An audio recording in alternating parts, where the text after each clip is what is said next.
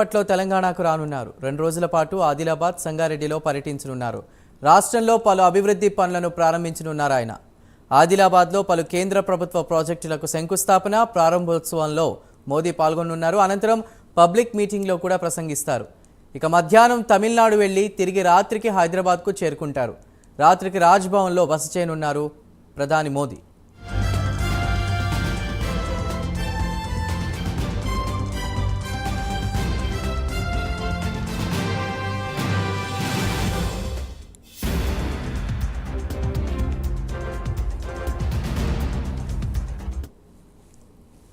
ఇక రేపు ప్రధాని మోదీ సంగారెడ్డిలో పర్యటించనున్నారు. ఉదయం 10 గంటలకు రాజ్భవన్ నుండి మోదీ బయలుదేరుతారు. 10 గంటల 45 నిమిషాల నుండి 11 గంటల 15 నిమిషాల వరకు వివిధ అభివృద్ధి కార్యక్రమాలకు శంకుస్థాపన, ప్రారంభోత్సవాలు చేయనున్నారు. అనంతరం బీజేపీ బహిరంగ సభలో ఆయన ప్రసంగిస్తారు.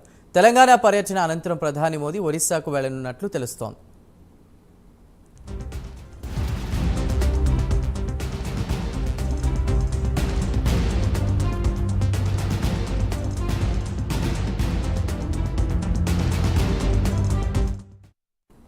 తెలంగాణ పర్యటనలో ప్రధాని మోదీ మొత్తం 15,718 కోట్ల అభివృద్ధి పనులకు ప్రారంభోత్సవాలు, శంకుస్థాపనలు చేయనున్నారు.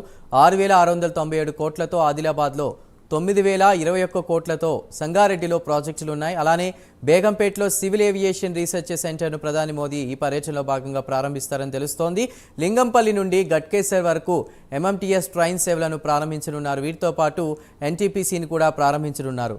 లోక్సభ ఎన్నికలకు ముందు మోదీ తెలంగాణలో పర్యటన చేపట్టడంతో రాష్ట్ర వ్యాప్తంగా ఉత్కంఠ నెలకొంది. పూర్తి వివరాలని మా ప్రతినిధి సిరాజ్ అందిస్తారు. సిరాజ్, తెలంగాణలో నేడు ప్రధానమంత్రి మోదీ పర్యటించనున్నారు. ఆదిలాబాద్ జిల్లాకు రానున్న మోదీకి మాత్రం వెల్కమ్ చెప్పేందుకు అభిమానులు, కార్యకర్తలు భారీ ఎత్తున చేరుకోవడం జరిగింది. అయితే నేడు పలు అభివృద్ధి కార్యక్రమాలకు కూడా శంకుస్థాపన చేయనున్నారు. 6,697 కోట్లతో అభివృద్ధి పనులకు ప్రధాని మోదీ శంకుస్థాపన మరి కాసేపట్లో ప్రారంభం కానుంది. ఇప్పటికే జిల్లా కేంద్రం ఎస్పీజీ కేంద్ర బలగాలు టోటల్ గా ఆధీనం తీసుకోవడం జరిగింది. టోటల్ గా అడుగున సీసీ కెమెరాలు ఏర్పాటు చేయడం జరిగింది. ఇదే ఒకవైపు కేంద్ర బలగాలు, మరోవైపు రాష్ట్ర బలగాలు కూడా రంగంలో దిగడం జరిగింది. బహిరంగ సభ జరిగే ప్రదేశాల్లో మాత్రం దాదాపు 4 కిలోమీటర్ల వరకు కూడా టోటల్ గా 144 సెక్షన్ విధించారు. అయితే ఏదైతే మోదీ పర్యటన గంట ఆలస్యంగా స్టార్ట్ అయినట్టు కూడా ప్రస్తుతం మనకు సమాచారం అందుతుంది. అయితే 10 గంటల 20 నిమిషాలకు ప్రారంభం కావాల్సి ఉండగా అయితే 11 గంటల 20 నిమిషాలకి మాత్రం ఆదిలాబాద్ హెలిప్యాడ్ కి మోదీ రానున్నట్టుగా ప్రస్తుతం అయితే మనకు సమాచారం అందుతుంది. ప్రస్తుతం ఏది ఏమైనా సరే మోదీ రానున్న రూట్స్ ఏవైతే ఉంటాయో ఆ రూట్స్ లో టోటల్ గా ట్రాఫిక్ ఆంక్షలు కూడా విధించడం జరిగింది. అయితే ట్రాఫిక్ ఆంక్షల నేపథ్యంలో ప్రత్యామ్నాయ మార్గాలు ఏవైతే ఉంటాయో ఆ మార్గాల్లో వాహనదారులు వెళ్లాలంటూ కూడా ట్రాఫిక్ పోలీసులు అయితే ప్రధానంగా సూచిస్తున్నారు. అంటే దాదాపు తీసుకుంటే 43 సంవత్సరాల తర్వాతకి ప్రధాని మోదీ తెలంగాణ రాష్ట్రానికి ఆదిలాబాద్ జిల్లాకి రానున్నారు.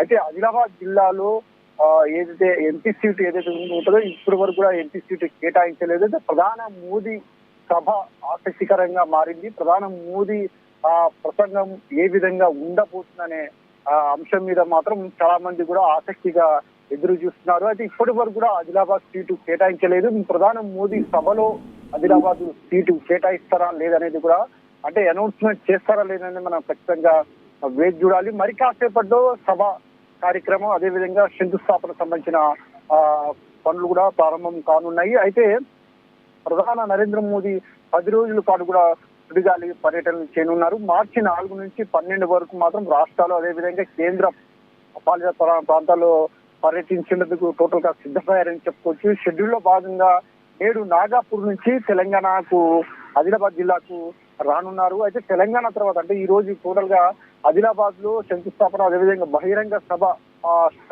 స్టార్ట్ అయిన తర్వాతకి, సభ కార్యక్రమాలు టోటల్ ముగిసిన తర్వాతకి తమిళనాడుకి వెళ్ళనున్నారు. తమిళనాడులో కార్యక్రమంలో పాల్గొన్నారు. అక్కడ అనంతరం ఒక కార్యక్రమం పూర్తయిన తర్వాతకి మళ్ళా హైదరాబాద్ కి రానున్నారు. హైదరాబాద్ వచ్చిన తర్వాతకి రాజ్భవన్ లో బస చేయనున్నారు. అయితే అదేవిధంగా ఆదిలాబాద్, అదేవిధంగా సంగారెడ్డి జిల్లాలో పర్యటన అనంతరం కూడా ఒడిశా, అదేవిధంగా పశ్చిమ బెంగాల్, బీహార్, జమ్మూ కాశ్మీర్, అస్సాం, అరుణాచల్ ప్రదేశ్, అదేవిధంగా ఉత్తరప్రదేశ్, గుజరాత్, రాజస్థాన్, ఢిల్లీలో కూడా ప్రధాని మోదీ పర్యటించున్నారు. లోక్సభ ఎన్నికల్లో అత్యధిక స్థానాల గెలుపు లక్ష్యంగా అంతేకాకుండా గెలుపు గుర్రాలకే టోటల్ గా ఫిల్టర్ చేసిన లోక్సభ స్థానాలకు సంబంధించిన అభ్యర్థులను మాత్రం టోటల్ గా తొలి జాబితా 195 మంది తొలి జాబితా విడుదలైంది. ఆ తర్వాత సెకండ్ జాబితా కూడా టోటల్ గా సిద్ధం చేసినట్టు కూడా ప్రస్తుతం సమాచారం అందుతుంది. అయితే ఈ రోజు సభ శంకుస్థాపనల కార్యక్రమం అనంతరం కూడా ప్రధాని మోదీ సభలో ఏం ప్రసంగించున్నారనేది మాత్రం ఆసక్తికరంగా మారింది. ప్రస్తుతం ఏది ఏమైనా సరే మరి కాసేపట్లో ప్రారంభం కానున్న మోదీ సభకు మాత్రం ఎంతో మంది ఆసక్తికరంగా ఎదురు చూస్తున్నారని కూడా చెప్పవచ్చు. Right Siraj, thank you.